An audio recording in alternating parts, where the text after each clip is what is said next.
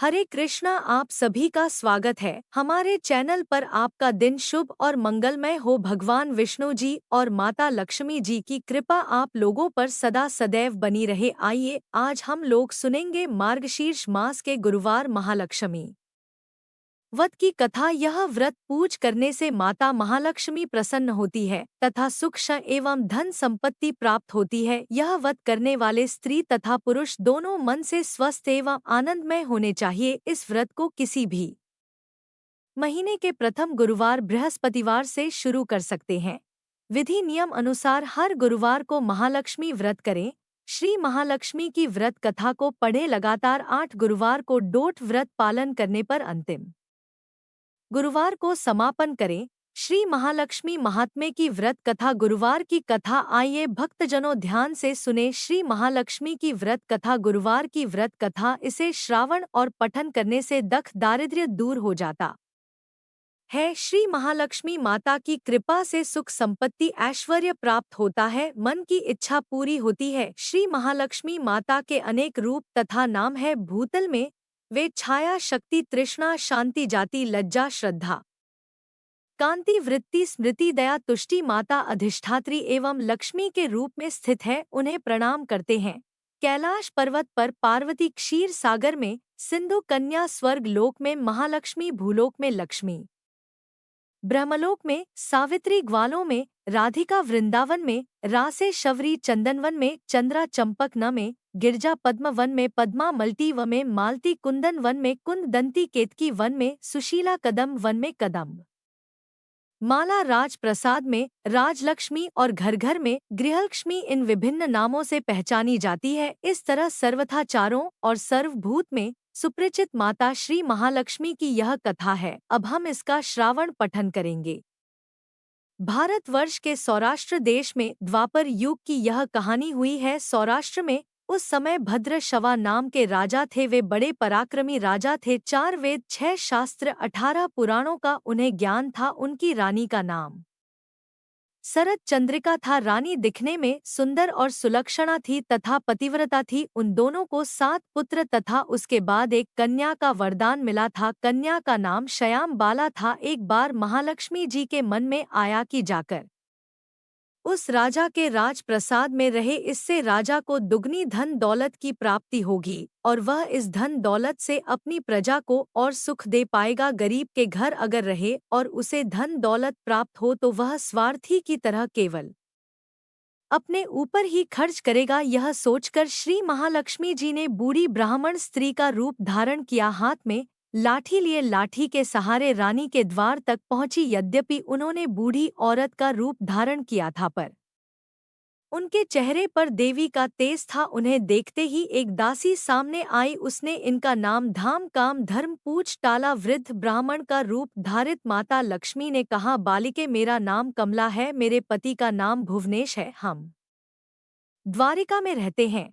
तुम्हारी रानी पिछले जन्म में एक वैश्य की पत्नी थी। वह वैश्य गरीब था। दारिद्र्य के कारण हर रोज घर में झगड़े होते थे तथा उसका पति रोज उसे मारता था। इन बातों से तंग आकर वह घर छोड़कर चली गई तथा वन जंगल में खाली पेट भटकने लगी। उसकी इस दुर्दशा पर मुझे दया आई। तब मैंने उसे सुख संपत्ति देने वाली श्री महालक्ष्मी की कथा सुनाई। मेरे कहने पर उसने श्री महालक्ष्मी का व्रत किया। श्री महालक्ष्मी प्रसन्न हुई, उसकी गरीबी दूर हुई, उसका घर संसार दौलत संतति संपत्ति से भर गया। बाद में पति पत्नी दोनों परलोक सिधारे। लक्ष्मी व्रत करने के कारण वे लक्ष्मी लोक में रहे। उन्होंने जितने साल महालक्ष्मी का व्रत किया उतने हजारों साल उन्हें सुख भोग मिला। इस जन्म में उसका जन्म राजघराने में हुआ है, परंतु वह श्री महालक्ष्मी का व्रत करना भूल गई है। उसे यह याद दिलाने में यहाँ आई हूँ। बुढ़िया की बातें सुनकर दासी ने उन्हें प्रणाम किया तथा श्री महालक्ष्मी का व्रत किस तरह किया जाए इस बारे में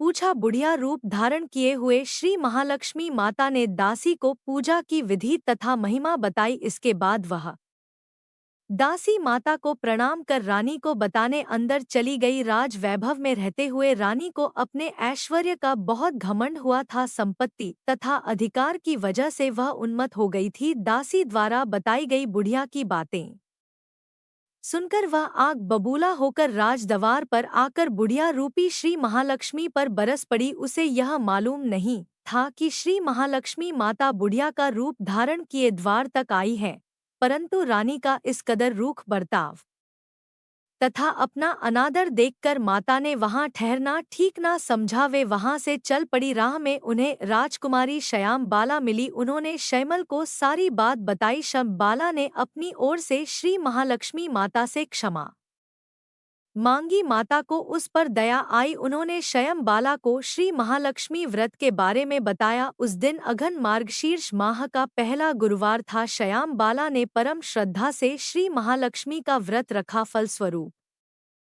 राजा सिद्धेश्वर के सुपुत्र मालाधर से उसका विवाह हुआ। वह धन दौलत ऐश्वर्य वैभव से मालामाल हो गई। पति के साथ ससुराल में आनंद से दिन बिताने लगी। इधर श्री महालक्ष्मी का रानी पर प्रकोप हुआ। फलस्वरूप राजा भद्र श्रवास्ती से निवेदन किया, हमारा दामाद इतना बड़ा राजा है, धनवान है, ऐश्वर्यशाली है, क्यों ना उसके पास जाएं, अपना हाल उसे बताएं, वह जरूर हमारी मदद करेगा। इस बात पर राजा भद्र श्रवा दामाद के पास रवाना हुए। राज्य में पहुंचकर एक तालाब के किनारे थोड़ी देर विश्राम लेने के लिए ठहरे। तालाब से पानी लेने आते जाते दसियों ने उन्हें देखा। उन्होंने विनम्रता से उनकी पूछताछ की। जब उन्हें यह मालूम हुआ कि वे रानी श्याम बाला के पिता है तो दौड़ते हुए जाकर उन्होंने रानी को सारी बात बताई। रानी ने दासी के हाथ राज परिधान भेजकर बड़े ठाट से उनका स्वागत तथा आदर सत्कार किया, खानपान करवाया। जब वे लौटने लगे तो सोने की मोहरों से भरा घड़ा दिया। राजा भद्र श्रवास्ती देखकर रानी शरद चंद्रिका खुश हुई। उन्होंने सोने की मोहरों से भरे घड़े का मुंह खोलकर, हाय भगवान, घड़े में धन के बदले कोयले मिले। यह सब श्री महालक्ष्मी के प्रकोप से हुआ।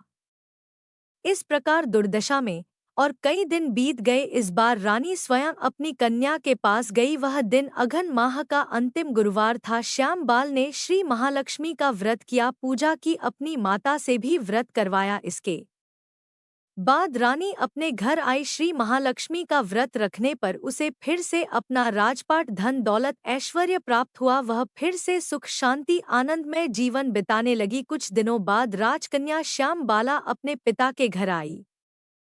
उसे अपने घर देखकर शरद चंद्रिका को पुरानी बातें याद आई। यहीं कि श्याम बाला ने अपने पिता को घड़ा भर कोयला दिया था और उसे तो कुछ भी नहीं दिया था। इसी कारण श्याम बाला को पिता के घर आने पर उसका कोई आदर आतिथ्य नहीं हुआ बल्कि अनादर हुआ। पर उसने इस बात का बुरा नहीं माना। अपने घर लौटते समय उसने पिता के घर से थोड़ा नमक ले लिया। आपने घर लौटने पर उसके पति ने पूछ, अपने मायके से क्या लाई हो? इस पर उसने जवाब दिया, वहां का सार लाई हूँ। पति ने पूछा, इसका मतलब क्या हुआ? शबा ने कहा, थोड़ा धीरज रखें, सब मालूम हो जाएगा। उस दिन श्याम बाला ने सारा भोजन नमक डाले बिना बनाया और परोसा। पति ने खाना चखा, सारा खाना नमक बिना था, इसलिए स्वाद न आया। फिर श्याम बाला ने थाली में नमक डाला, इससे सारा भोजन स्वादिष्ट लगने लगा। तब श्याम बाला ने पति से कहा, यही है वह मायके से लाया हुआ सार। पति को उसकी बात सही लगी। फिर वह दोनों हंसी मजाक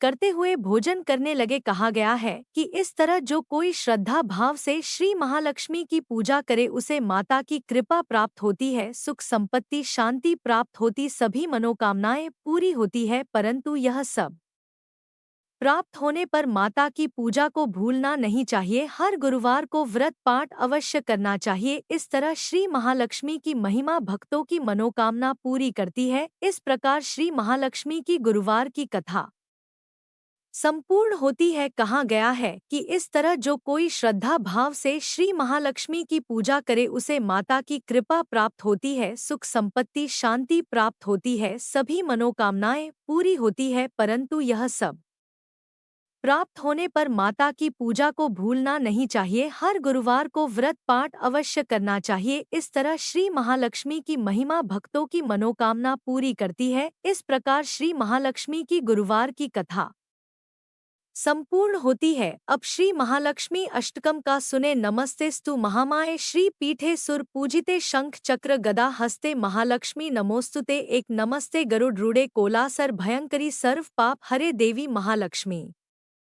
नमोस्तुते दो सर्व सर्व वरदे सर्व दुष्ट भयंकरी सर्व दुखरे देवी महालक्ष्मी नमोस्तुते तीन सिद्धि बुद्धि प्रदे भुक्ति मुक्ति प्रदायिनी मंत्र मूर्ते सदा देवी महालक्ष्मी नमोस्तुते चार आद्य तरते आद्य शक्ति महेश्वरी योग जय योग सब भूते महालक्ष्मी नमोस्तुते पांच स्थूल सूक्ष्म मरोद महाशक्ति मुद्रे महापा पहरे महाशक्ति मुद्रे देवी महालक्ष्मी नमोस्तुते छह पद्मा संस देवी परब्रह्म स्वरूपिणी परमेशी जगन मातर महालक्ष्मी महालक्ष्मी नमोस्तुते सात श्वेताबर धरे देवी नाना अलंकार भूषित जगत स्थि गगन मातर महालक्ष्मी महालक्ष्मी नमोस्तुते आठ महालक्ष्मी अष्टकण स्तोत्र यह पठत भक्ति मानर सर्व सिद्धिम वापनति राज्य प्राप्ति सर्वदा नौ एक काले पठ नित्य महापाप विनाश द्विका यह पठ नित्य धनधान्य स्मन विद दस त्रिकाल यह पठ नित्य महाशत्रु विनाश महालक्ष्मी नित्यन प्रसन्ना वरदा शुभा 11 इति श्री महालक्ष्मी स्तोत्र समाप्त। और अब लक्ष्मी चालीसा सुने दोहा मातु लक्ष्मी करी कृपा करो हृदय में वास मनोकामना सिद्ध कर पूर्व मेरी आ सिंधु सुता विष्णु प्रिय नत शिर बारंबार रिद्धि सिद्धि मंगल प्रदे नत शिर बारंबार तेक सोरठ यही मोर अरदास हाथ जोड़ विनती करूं सब विधि करो सुवास जय जननी जगदम्बिका चौपाई सिंधु सुता में सुमिरो तो ही ज्ञान बुद्धि विद्या दो मोही तुम समान नहीं कोई उपकारी सब विधि पर बहु आस हमारी जय जय जगत जननी जगदम्बा सबके तुम ही हो स्वल बात तुम ही हो घट घट के वासी विनती यही हमारी खासी जग जननी जय सिंधु कुमारी दनन की तुम हो हितकारी विनम नित्य तुम ही महारानी कृपा करो जग जननी भवानी यही विधि स्तुति करो तिहारी सुधी लीज अपराध बसारी कृपा दृष्टि चिवो मम ओरी जगत जननी विनती सुन मोरी ज्ञान बुद्धि जय सुख की दाता संकट हरो हमारी माता क्षीर सिंधु जब विष्णु मथा 14 रत्न सिंधु में